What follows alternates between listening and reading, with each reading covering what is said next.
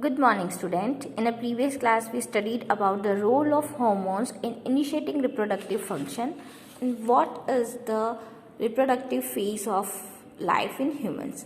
So, let's continue the remaining part of this chapter. Our next topic is how is the sex of the baby determined?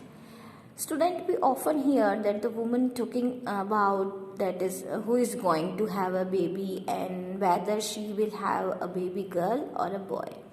So, student, do you know what makes a fertilized egg develop either into a boy or into a girl? So, the fertilized egg that is known as zygote is the instruction for the determining the sex of the baby. Clear, student? Who determine the sex of the baby?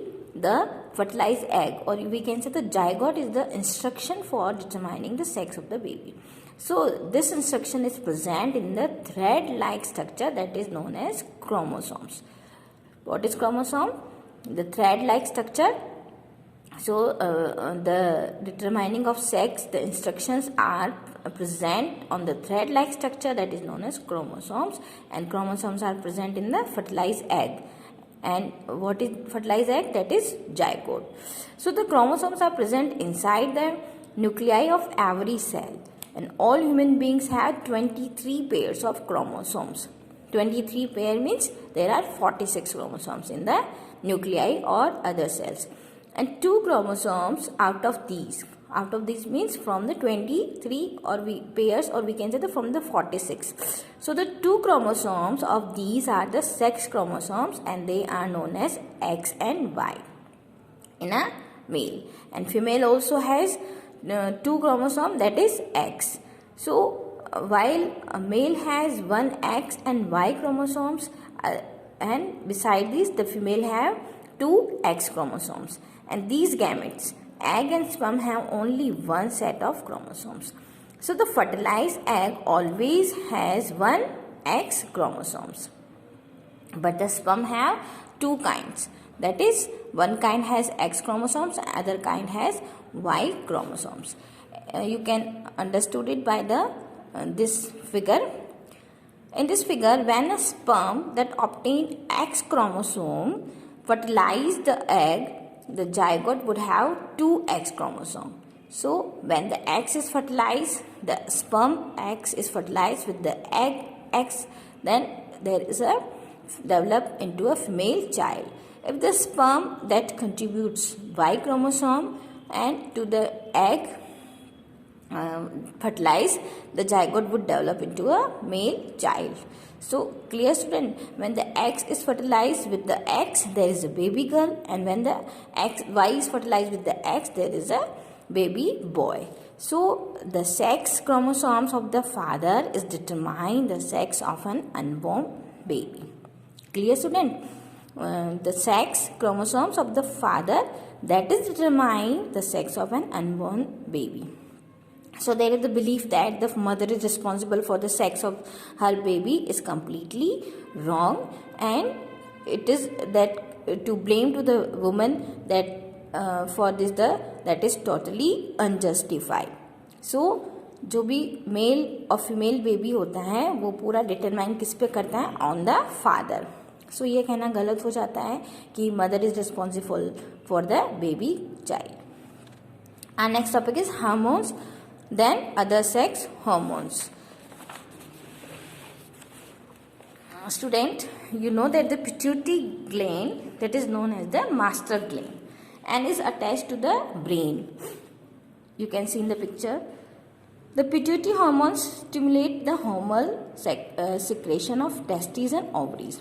Beside these glands, there are the another endocrine glands such as thyroid gland, pancreas, and adrenal. So these glands also secreted their hormones.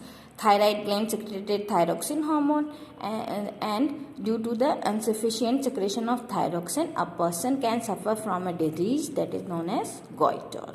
Clear, student?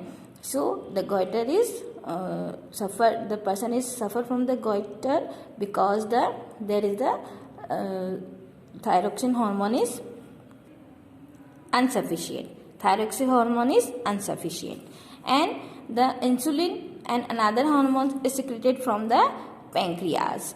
When pancreas does not produce insulin in a sufficient quantity, a person can suffer from the diabetes. Similarly, the adrenal gland also produce hormones that maintain the salt concentration in the blood. During the stress or when a person feels very anger or we can say worried, the adrenal gland secrete a hormone that is known as adrenaline.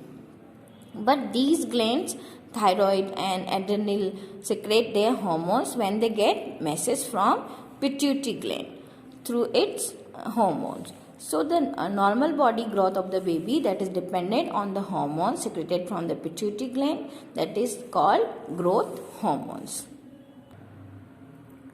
Our next topic is roles of hormones in completing the life history of insects and frogs. You already have studied about the metamorphosis. What is metamorphosis? The change from larva to an adult in a frog is known as metamorphosis. And metamorphosis in the insects is controlled by the insect hormones. And in a frog, it is controlled by the thyroxine. Clear, student? In a frog, the metamorphosis is controlled by the hormone that is known as thyroxine. The thyroxine hormone is produced by the thyroid. Thyroxine production require the presence of iodine in the water, and if the water in which the tadpole are growing does not contain sufficient iodine, the tadpoles cannot become an adult. What are the reproductive health of adolescents? We will discuss in the next topic. So, the nutrition needs is very important for the adolescent because the physical and the mental being of an individual is regarded as an individual's health. So, the adolescence is a stage of rapid growth and development. Hence, the diet for the adolescents has to be carefully planned. So, the adolescents need the balanced diet. And what is balanced diet? You know about the balanced diet. The meals that include proteins, carbohydrate, fats, vitamins, and they are present in the proper amount. So when we eat food, in our food the dal, roti and pulses and vegetables that are present, so these are known as the balanced diet. Even the milk is the balanced food in itself. And fruit, the seasonal fruits also provide nourishment. And for the infants, for the babies, the mother milk provide all the nourishment that they need. Iron builds the body, and the iron-rich foods such as leafy vegetables, jaggery, meat, citrus foods, and Indian gooseberry, that is known as amla, they are very good for the adolescents. But the chips and the packet of the teen snacks, though they are very tasty, but they should never replace regular meals as they do not have the sufficient nutrition value. So, some food that the adolescents have to take in for the nourishment, he need the proper food that include the proteins, vitamins, fats, and carbohydrates. Next is personal hygiene. Everyone should have bath at least once every day. It is more necessary for the teenagers because the increased activity of sweat glands and sometimes make the body smell. And all parts of the body should be washed and cleaned every day. If you cleanness is not maintained, there are chances of catching bacterial infection. If you don't care about the cleanliness, there is the bacterial infection also. And the girl should take special care of the cleanliness during the time of menstrual flow. They should keep track of their menstrual cycle and be prepared for the onset of menstruation. And the girls should use sanitary napkin or clean homemade pads, and they have to change pads after every 4 to 5 hours as per the requirement. Next is physical exercise. To remain healthy in all working and playing in fresh, so if you walking and playing in fresh air keeps the body fit and healthy. And all young boys and girls should take walks, exercise and play outdoor games. So the physical exercise, that is healthy in all aspects. So do physical exercise and keep healthy yourselves. Next is say no to drugs. You know, student, that the adolescence is the period of much activities in the body and mind, which is normal part of growing up. So do not feel confused or insecure. If anybody suggests that you will get relief if you take some drugs, then just say no, unless that is prescribed by the doctor. The drugs are addictive. If you take once, you feel like that taking them again and again, so they harm the body in the long run, and they completely damage your health and happiness. And student, you have here about the AIDS, which is caused by the dangerous virus that is known as HIV, and this virus can pass on to a normal person from an infected person by sharing the syringe that used for the injecting drugs. It can also be transmitted to an infant from the infected mother through her milk. जो baby होने वाला होता है उसको अगर उसकी mother जो है वो इन्फेक्टेड होती है तो उससे भी उस बच्चे को एड्स हो सकता है.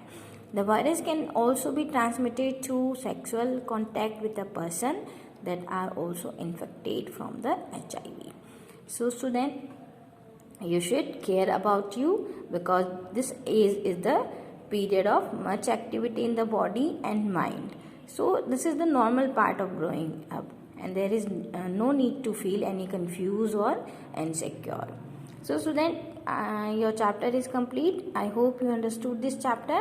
So read this chapter and try to understand all the activities, because you are also now in the age of teenage. So all the best.